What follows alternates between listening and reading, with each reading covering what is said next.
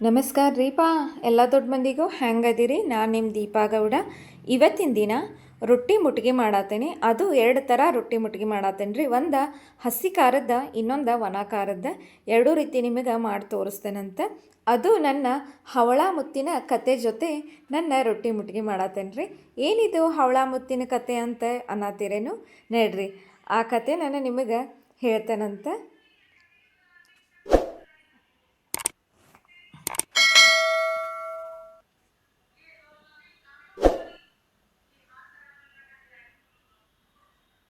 ಇಲ್ಲಿ ನೋಡ್ರಿ, ಖಾರ ಕಲ್ಲಾಗ ಒಂದು ಸಣ್ಣ ಬೆಳ್ಳುಳ್ಳಿ ಗಡ್ಡೆ ಹಾಕ್ಕೊಂಡೇನಿ, ಸ್ವಲ್ಪ ಜೀರಿಗೆ ಹಾಕ್ಕೊಂಡೇನಿ, ಒಣ ಖಾರ ಸೇರ್ಸಾತೇನೆ. ಅದಕ್ಕಿನ್ನ ಒಂಚೂರು ಕಲ್ಲುಪ್ಪು ಸೇರ್ಸಾತೇನೆ ರೀ. ನಾ ಈಗ ಒಂದೇ ರೊಟ್ಟಿಗೆ ಆಗುವಷ್ಟು ಖಾರ ರೆಡಿ ಮಾಡ್ಕೊಳಕತ್ತೇನೆ. ನೀವು ಹೆಚ್ಚಿಗೆ ಮಾಡೋರಿದ್ರೆ ಹೆಚ್ಚಿನ ಪ್ರಮಾಣದಲ್ಲಿ ಮಾಡಿರಿ. ನನಗಿದೆ ಇಷ್ಟಾದರೆ ಒಂದು ರೊಟ್ಟಿಗೆ ಸಾಲ್ತತ್ರಿ. ಇದನ್ನು ಚೆಂದಾಗೆ ನಾವು ಪೇಸ್ಟ್ ಥರ ಅರದು ಬಿಡೋಣ, ಏನು ಗಂಟು ಇರ್ಲಾರ್ದಂಗೆ ಚೆಂದಾಗೆ ಖಾರ ಕಲ್ಲಾಗ ಅರದು ಬಿಡೋಣ ಅಂತ. ನಮ್ಮ ಉತ್ತರ ಕರ್ನಾಟಕದ ಕಡೆ ಜೋಳದ ರೊಟ್ಟಿ ಯಾರ ಮನೆಯಾಗ ಮಾಡೋದಿಲ್ಲ ಹೇಳ್ರಿ ನೋಡೋಣ.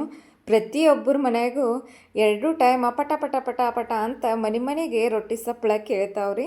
ಅದೇ ರೀತಿ ನಮ್ಮ ಮಕ್ಕಳಿಗೂ ಅದನ್ನ ರೂಢಿ ಇಟ್ಬಿಟ್ಟಿದ್ದೇವೆ. ನಾವು ಬೆಳಗಿನ ಟೈಮ್ ರೊಟ್ಟಿ ಮಾಡೇ ತಿಂತೇವೆ. ನೋಡಿರಿ, ನಮಗೆ ಒಂದು ರೊಟ್ಟಿಗೆ ಆಗುವಷ್ಟು ಖಾರ ರೆಡಿ ಆಯ್ತು. ಇನ್ನು ಹಸಿ ಖಾರನೂ ರೆಡಿ ಮಾಡ್ಕೊಳಂತ ನಡೀರಿ. ಇಲ್ಲಿ ನೋಡಿರಿ, ಅದ ಖಾರ ಕಲ್ಲಾಗನ ಸ್ವಲ್ಪ ಕಲ್ಲುಪ್ಪು, ನಂತರ ಒಂದು 5-6 ಬೆಳ್ಳುಳ್ಳಿ ಹೆಸರು, ಜೀರಿಗೆ, ಕೊತ್ತಂಬರಿ, ಒಂದು ಮೆಣಸಿನ್ಕಾಯಿ ಹಾಕಕತ್ತನಂತ. ಏನಿದು ಒಂದು ಸಿಡ್ಸೋ ಥರ ಅನ್ಬೇಡ್ರಿ, ಕಾಯಿ ಭಾಳ ಸಿಟ್ಟೈತಿ. ನಾವು ಹಿತ್ಲಾಗ ಹಾಕಿರೋದ್ರಿಂದ ಕಾಯಿ ಭಾಳ ಸಿಟ್ಟೈತ್ರಿ. ಇಷ್ಟ ಹಾಕಿರೋನು ಬಾಯಿ ತುಂಬ ನಮಗೆ ಖಾರ ಕೊಟ್ಬಿಡ್ತೈತಿ. ಹಂಗೆ ರೊಟ್ಟಿ ತಿನ್ನಿರಿ ಅಂದ್ರೆ ಅವ್ರದ್ದು ಜೀವ ಒಲ್ದಕ್ಕತ್ರಿ ಮಕ್ಕಳ್ದ. ಅದಕ್ಕೆ ಸ್ವಲ್ಪ ಏನಾರ ಅದ್ರಾಗ ಬೇರೆ ಬೇರೆ ಮಾಡಿ ಕೊಟ್ಟಿವಂದ್ರೆ ಇಷ್ಟಪಟ್ಟು ತಿಂತಾರೆ ನೋಡ್ರಿ. ಈ ರೊಟ್ಟಿ ಮುಟ್ಗಿ ಒಳಗೆ ರೀ ಭಾಳ ಥರ ರೊಟ್ಟಿ ಮುಟ್ಗಿ ಮಾಡ್ತಾರೋ. ನಾ ತೋರಿಸೋದ ಒಂದು ಥರ ತೋರ್ಸಾತೇನೆ. ಇನ್ನೊಮ್ಮೆ ಯಾವಾಗಾರ ಮಾಡಿನಂದ್ರೆ ಇನ್ನೊಂದು ಥರ ಮಾಡೋದನ್ನು ನಿಮಗೆ ತೋರಿಸ್ತೇನಂತ. ನೋಡಿರಿ, ನಮಗೆ ಫೈನಲಾಗಿ ಇಷ್ಟ ಹಸಿ ಖಾರ ರೆಡಿ ಆಯ್ತು. ನಡ್ರಿ, ನಾ ಖಾರ ಅಂತಿ ರೆಡಿ ಆದು. ಇನ್ನು ಹಿಟ್ಟಿಗೆ ನೀರು ಹನಿಸಿ ರೊಟ್ಟಿನೂ ಬಡದು ಬಿಡೋಣಂತ. ಇಲ್ಲೂ ನಾನು 2 ರೊಟ್ಟಿಗೆ ಆಗುವಷ್ಟು ನೀರು ಇಟ್ಕೊಂಡೇನಿ.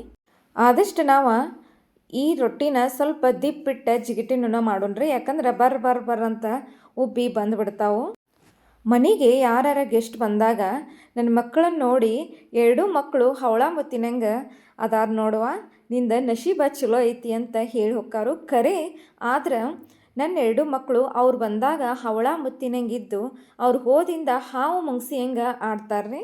ಇವರಿಬ್ಬರನ್ನೂ ಸಮಾಧಾನ ಮಾಡಿ ಸ್ಕೂಲ್ಗೆ ಕಳಿಸೋ ಅಷ್ಟೊತ್ತಿಗೆ ನಮ್ಮ ತಲೆ ಅನ್ನೋದು ರೊಟ್ಟಿ ಮಾಡೋ ಹಂಚಿನಂಗೆ ಆಗಿಬಿಟ್ಟಿರ್ತೈತಿ. ಇರಲಿ, ಮಕ್ಕಳು ಮಾಡುವಂಥ ತಪ್ಪನ್ನು ತಾಯಿಗಳು ಹೊಟ್ಟೆಗೆ ಹಾಕೋದ ಇನ್ಯಾರು ಹೊಟ್ಟೆಗೆ ಹಾಕೋತಾರೋ ಹೇಳ್ರಿ ನೋಡೋನು. ಅದಕ್ಕೆ ತಾಯಿ ಮನಸ್ಥಿತಿ ಹೆಂಗೆ ಇರ್ತೈತಪ್ಪ ಅಂತಂದ್ರೆ ಕಳ್ಳಕ್ಕೆ ಹೋದ್ರೂ ಹೊಳ್ಳಿ ನೋಡಿ ಅನಿಸ್ತತ ಅಂತ ನಮ್ಮ ದೊಡ್ಡವ್ರು ಹೇಳ್ತಾರ್ರಿ. ಇವರಿಬ್ಬರ ಜಗಳ ಸೈಡ್ಗಿಟ್ರೆ ನಾವು ರೈತರಾಗಿರೋದ್ರಿಂದ ನಮ್ಮ ಹೊಲದಾನ ಕೆಲಸ ಏನೇ ಇರಲಿ ನಾವು 6 ತಾಸು ರಾತ್ರಿಯಾಗಿ ಎಬಿಸಿ ಮಕ್ಕಳನ್ನ ಕರೆದ್ರೆ ಓಡಿ ಬಂದು ಹೆಲ್ಪ್ ಮಾಡ್ತಾರ್ರಿ. ಅದೊಂದು ಭಾಳ ಅಂದ್ರೆ ಭಾಳ ಖುಷಿ ಆಕತಿ. ಅದರಲ್ಲೂ ನನ್ನ ಮಗ ಅಂತೀವ್ರಿ, ಬೇಕಾದಾಗ ಎಬಿಸಿ ಬೇಕಾದಾಗ ಅವ್ನು ಕರೆಸಿ ಕೆಲಸ ಮಾಡಿಸಿದ್ರೂ ಬೇಸರ ಮಾಡ್ಕೋದ ಎಲ್ಲ ಕೆಲಸ ಮಾಡ್ತಾನ್ರಿ. ಅದು ಅವ್ರ ಪಪ್ಪ ಇಲ್ದಿರ ಗಾಡಿ ಕೆಲಸನೂ ಅವನ್ನ ಎಲ್ಲ ಮೇಂಟೈನ್ ಮಾಡ್ತಾನು. ಹೀಗಾಗಿ ನನಗೂ ನನ್ನ ಮಕ್ಕಳ ಬಗ್ಗೆ ಭಾಳ ಅಂದ್ರೆ ಭಾಳ ಹೆಮ್ಮೆ ಅನಿಸ್ತತ್ರಿ. ನಮಗೆ ತಾಯಿಗಳ ಮನಸ್ಸಿಗೆ ಮಕ್ಕಳು ಹೊಟ್ಟೆ ತುಂಬ ಊಟ ಮಾಡಿ ಅಡ್ಡಾಡಿದ್ರೆ ಅದಕ್ಕಿಂತ ಹೆಚ್ಚಿನ ಖುಷಿ ಏನೈತಿ ಹೇಳ್ರಿ ನೋಡೋನು.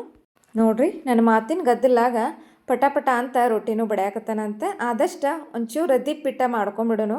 ಯಾಕಪ್ಪ ಅಂತಂದ್ರೆ ಬರ್ರ ಉಬ್ಬಿ ಬರ್ತಾವೆ. ನಮ್ಮ ಉತ್ತರ ಕರ್ನಾಟಕದ ಭಾಷೆ ಒಂಚೂರು ಅರ್ಥ ಆಗದಿರ ಬೇಸರ ಮಾಡ್ಕೋಬೇಡ್ರಿ, ನೀವು ಹೊಟ್ಟೆಗೆ ಹಾಕೋರಿ. ನೋಡ್ರಿ, ಹಂಚನು ಕಾದೈತಿ. ಇನ್ನು ಲೇಟ್ ಮಾಡೋದು, ರೊಟ್ಟಿ ಹಾಕಿ ನೀರು ಹಚ್ಚಿಬಿಡೋಣಂತ. ಇನ್ನೊಂದು ವಿಷಯ, ನಿಮ್ಮ ಬ್ಯುಸಿ ಲೈಫ್ ಒಳಗೆ ನನಗೋಸ್ಕರ ಒಂದು 5 ನಿಮಿಷ ಟೈಮ್ ಕೊಟ್ಟು ನನ್ನ ವಿಡಿಯೋ ನೋಡ್ತಿರಲ್ಲ, ನಿಮ್ಮೆಲ್ಲರಿಗೂ ನನ್ನ ಕಡೆಯಿಂದ ಥ್ಯಾಂಕ್ ಯು ಸೋ ಮಚ್ ರೀ. ನಿಮ್ಮ ಸಪೋರ್ಟ್ ನನಗೆ ಇದೇ ರೀತಿ ಇರಲಿ.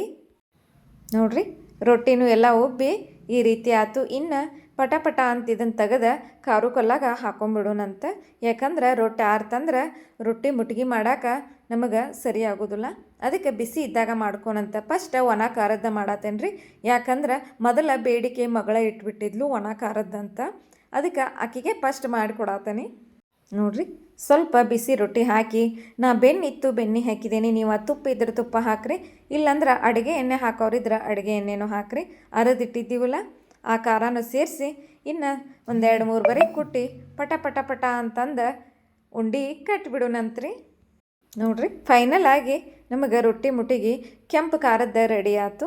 ಇನ್ನು ಹಸಿ ಖಾರದ ಮಗನಿಗೆ ಮಾಡತ್ತನಂತ ನೋಡಿರಿ, ಅದನ್ನು ಸೇಮ್ ಇದೇ ರೀತಿ ಬೆಣ್ಣೆ ಹಾಕಿ ಹಸಿ ಖಾರ ಹಾಕಿ ಸ್ವಲ್ಪ ಖಾರ ಕಲ್ಲೊಳಗೆ ಕುಟ್ಟಾಕತ್ತಾನಂತ. ಯಾಕಂದ್ರೆ ಬೆಣ್ಣೆ ಖಾರ ಎಲ್ಲ ರೊಟ್ಟಿಗೆ ಮಿಕ್ಸ್ ಆಗಲಿ ಅನ್ನೋ ಉದ್ದೇಶಕ್ಕೆ. ನೋಡಿರಿ ಇಷ್ಟೆಲ್ಲ ಆಯ್ತು. ಹಾಂ, ವಿಡಿಯೋ ನೋಡ್ತೀರಿ ಕರೆ, ಆದ್ರೆ ಚಾನಲ್ ಸಬ್ಸ್ಕ್ರೈಬ್ ಮಾಡೋದು ಮರೆತು ಬಿಡ್ತೀರಿ.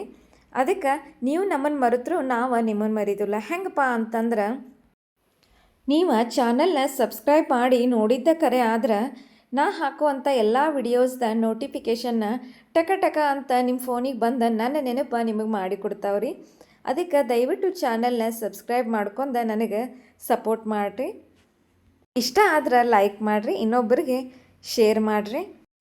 ಈ ಟೈಮ್ದಾಗ ನನಗೆ ನಮ್ಮ ತಂಗಿ ಮಗ ಕೃಷ್ಣ ನೆನಪಾಗತ್ತನ್ರಿ. ಯಾಕಂದ್ರೆ ಗೆಸ್ಟಾಗಿ ಬಂದವರು ಗೆಸ್ಟಾಗಿ ನಿನ್ನೆ ಹೋದರ್ರಿ. ಈ ಟೈಮ್ದಾಗ ಇದ್ದಿದ್ರೆ ಅವನು ಓಡಿ ಬಂದ ಕೈ ಹಿಡಿದು ಬಿಡ್ತಿದ್ದ ಅವ್ರ ಅಣ್ಣನ ಅಕ್ಕನ ಜೊತೆ. ನೋಡ್ರಿ ಇಬ್ಬರು ಅದನ್ನು ತಿಂದ ಖಾಲಿ ಮಾಡೋ ಅಷ್ಟೊತ್ತಿಗೆ ಇನ್ನು ಅನ್ನದ ಉಂಡಾಳಿನ ಮಾಡೋಣಂತ. ಯಾಕಂದ್ರೆ ಒಂದೊಂದು ರೊಟ್ಟಿ ತಿಂದ ಒಂದೊಂದು ಅನ್ನದ ಉಂಡೆ ಉಂಡ್ರಂದ್ರೆ ಹೊಟ್ಟೆ ತುಂಬಿ ಬಿಡ್ತತಿ. ಇನ್ನು ನನಗೆ ಮಕ್ಕಳದ ಹೊಟ್ಟೆ ಚಿಂತೆ ಇಲ್ಲದಂಗೆ ಆಕತ್ರಿ. ನೋಡ್ರಿ ಅನ್ನ ತೊಗೊಂಡೇನಿ. ಅನ್ನ ಬಿಸಿ ಇತ್ತಂದ್ರೆ ಅನ್ನ ತುಪ್ಪ ಹಾಕಿ ಕಲಸಿರ್ತೇನೆ ರೀ. ಅನ್ನ ಸ್ವಲ್ಪ ತಣ್ಣಗಾಗಿತ್ತಂದ್ರೆ ಅದಕ್ಕೆ ಮೊಸರು ಹಾಕಿ ಕಲಸಾತನಂತ. ಮೊಸರಿನ ಜೊತೆ ಸ್ವಲ್ಪ ಒಣ ಖಾರ ಮಿಕ್ಸ್ ಮಾಡಾತನಿ. ಒಂಚೂರ ಹಾಲಿತ್ತು, 1-2 ಟೇಬಲ್ ಸ್ಪೂನ್ ಅಷ್ಟು ಸಾಕ್ರಿ ಹಾಕಿ ಮಿಕ್ಸ್ ಮಾಡಾತನಂತ. ಅವ್ರ ರೊಟ್ಟಿ ತಿಂದ ಖಾಲಿ ಮಾಡೋ ಅಷ್ಟೊತ್ತಿಗೆ ನಾವು ಅನ್ನದ ಉಂಡಾಳಿ ಮಾಡಿಟ್ಟಿವಂದ್ರೆ ಪಟ ಪಟ ಅಂತ ಒಂದು ರೊಟ್ಟಿ ತಿಂದ ಅನ್ನದ ಉಂಡೆ ಉಂಡೆ ಗಟ್ಟಿಯಾಗಿ ಹೋಗ್ಬಿಡ್ತಾರೆ ನೋಡ್ರಿ. ಅದಕ್ಕೆ ಇಬ್ಬರಿಗೂ ಒಂದೊಂದು ಅನ್ನದ ಉಂಡೆ ಮಾಡಿಕೊಟ್ಟಿದ್ದೀನಿ. ಸಣ್ಣವ್ರಿದ್ದಾಗ ಇವ್ರ ಹಿಂದೆ ಓಡಾಡಿ ನಮ್ಮ ಕಾಲ ಹೊಕ್ಕಿದ್ದು ರೀ. ಈಗ ಏನೋ ಕುಂತಲ್ಲೇ ಸುಮ್ಮನೆ ಮಾಡಿಕೊಟ್ರೆ ತಿನ್ನಾಕತ್ತಾರೆ ನೋಡ್ರಿ. ಇವತ್ತಿಂದ ನನ್ನ ಅನ್ನದ ಉಂಡೆ ಮತ್ತು ರೊಟ್ಟಿ ಮುಟ್ಟಿಗೆ ಹವಳ ಮುತ್ತಿನ ಕತೆ ಜೊತೆ ಹೆಂಗಿತ್ತು ಅನ್ನೋದನ್ನು ನನಗೆ ತಪ್ಪದ ಕಮೆಂಟ್ ಮಾಡಿ ಹೇಳ್ರಿ. ಇನ್ನೊಂದು ವಿಡಿಯೋ ಜೊತೆ ಮತ್ತೆ ಸಿಗ್ತಾನಂತ್ರಿ. ಬಾಯ್.